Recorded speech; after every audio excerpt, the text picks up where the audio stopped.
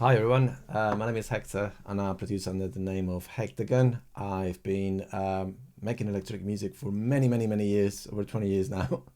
And I also have been teaching Ableton Live for equally as long, I think. I don't know, maybe over 10 years, I think. So here you can see that I'm here with my mate Adam Elemental, who's also a producer and also runs his own company called Entonal Studio.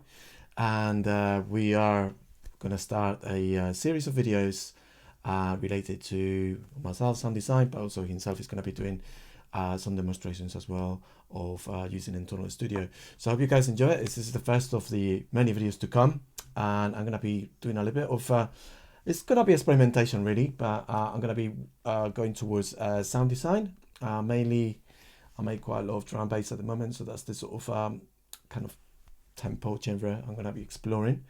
But yeah, I hope you guys enjoyed them, and I'm gonna jump onto Ableton, and I'm just gonna show you a couple of tricks which I think you guys will find very useful.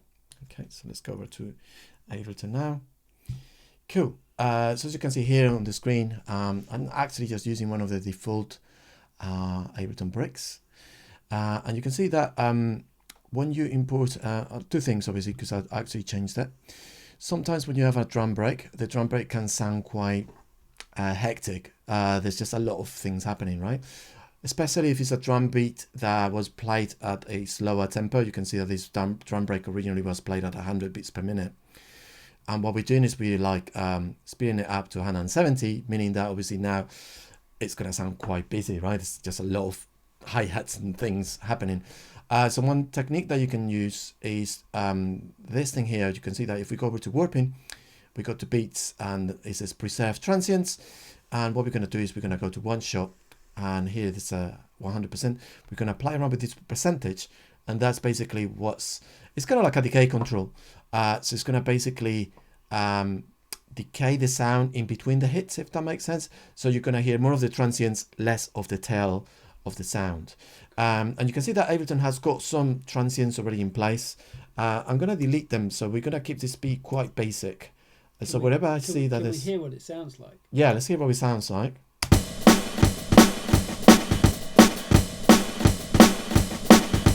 Right, so you can hear there's a lot of hi-hats in there. I'm gonna shorten the decay. So let's just play it's that. Also like to do with where it's chopped it, right? Yeah, so you got because we've changed the tempo, yeah, it's changed the timing a bit. You have to like get every little hit to get it all in tempo. But when I've done this stuff like this, I've found you can get some interesting rhythmic effects by not turning off the warping for some of the hits, or even moving them around. Oh yeah, right? shifting them around. That's another thing, right? Yeah, that's another thing. Yeah, you can get some really interesting variations, and also you can even add, as you guys know, you can just double click and add your own markers in there if you want it. There's also a shortcut that you can use as well, which let me double check. Yeah, it's Alt. So if you do Alt and click, you can actually add some of the transients that Ableton already adds. So you can put any transients wherever you want, and you can delete them just by hitting backspace. But let's have a listen to this, see how it sounds like at the moment. So it should be less hectic. Maybe it's a little bit boring. I'm just going to add one of them. Maybe delete that one. Yeah, maybe this one here, right? Yeah. Let's get rid of that.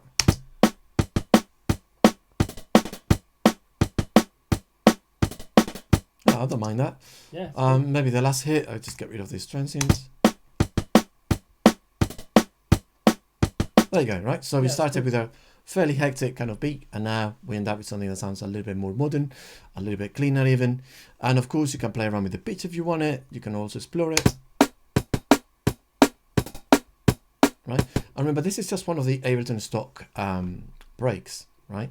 But so you can see that the thing about Ableton, there's so much degree of control over audio, just by playing around with warping itself. So warping is one of the main reasons why I use Ableton, and it's insanely powerful. Let's just give this sound a little bit of extra character. So you can see here we've got drive and color. We've got this device called the drum bus, and the drum bus I absolutely love, and it's really handy if you want to add a little bit more crunch and a little bit more bite. So for now, I'm just going to add a little bit of drive. Let's add a little bit more transient. And here with the boom, we can sort of dial in a little bit more low end bass for the kick. right? Let's just bring the decay down. Yeah, frequency up. Cool. So these are the basics on how you can take something that sounds maybe a little bit hectic and you can sort of simplify it by using warping, and you can add a little bit more of a modern kind of twist to it by using something like the drum bus, right? But then the other thing I wanted to just quickly show you, there's a device that can also work really well, which is the grain device here. There we go. Let me just type it in there. So this is another thing as well that's really useful when using the browser. You can just type whatever you want to use. So it's called the grain delay. Grain delay, right. Yeah, I'm just gonna put the default preset, and the grain delay is basically like a delay. So you can sort of hear it. Like at the moment, I'm just gonna do 216 notes. Oh, it's a bit loud, so I'm gonna make sure that it doesn't clip. So I'm gonna be adding a limiter just to make sure that we don't clip. So again, this is kind of like another thing I would recommend you guys to do whenever you're producing. Sometimes the sound of clipping is pretty horrible, so sometimes it's easier just to put a limiter on the master, and then you can always just take it away if you don't need it. But for now, I'm just going to add a limiter. Right. So you can definitely hear the grain delay, but there's a little bit of a trick to the grain delay, and it's the fact that you can actually, the repetitions, you can actually change the pitch of the repetitions. So for example, I can have those delays going higher in pitch as they go along.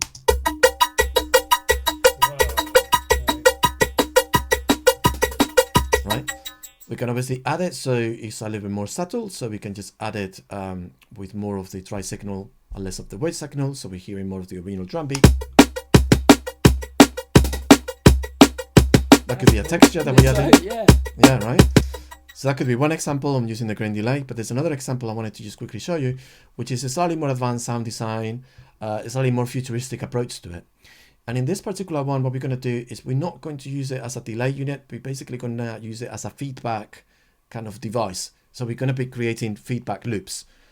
So you can see at the moment, I got the time and I set that to be in milliseconds rather than in bit divisions. So going 1 millisecond, right? I'm going to change the pitch. What we want to explore is the feedback. Just have a listen to the sound when you start playing around with a lot of feedback. Make the frequency a little bit lower.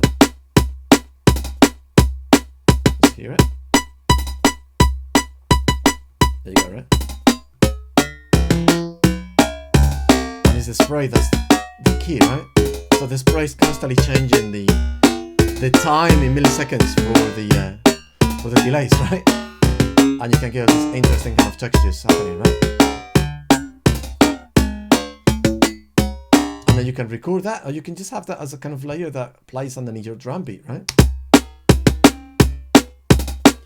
Or you could resample that, right? Yeah. And get just record a section of Yeah. it and then resample it, and then you got something repeatable. Yeah, you can resample it as well. So you can go to resampling and just on the channel, just hit record. And with resampling, one thing that's really interesting is just explore things and just mess around, really.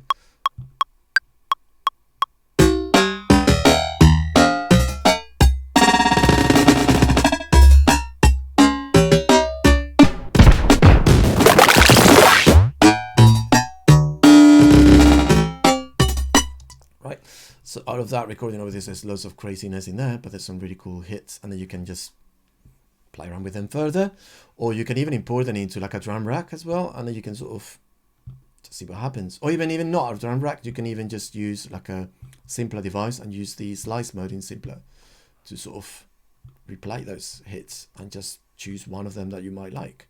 So that's also really handy, just using the slice mode, and then you could play them back and just add some flavor to your drums.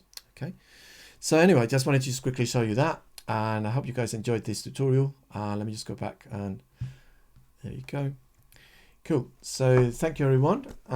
This is the first of many, we hope. Let's keep the ball rolling, and yeah, enjoy it. And any questions, you can reply to you can use a comment and let us know what you thought of the video. That'd be really cool as well. In the meantime, enjoy yourselves, have fun with music making, and we'll catch up soon. Adios. Cheers.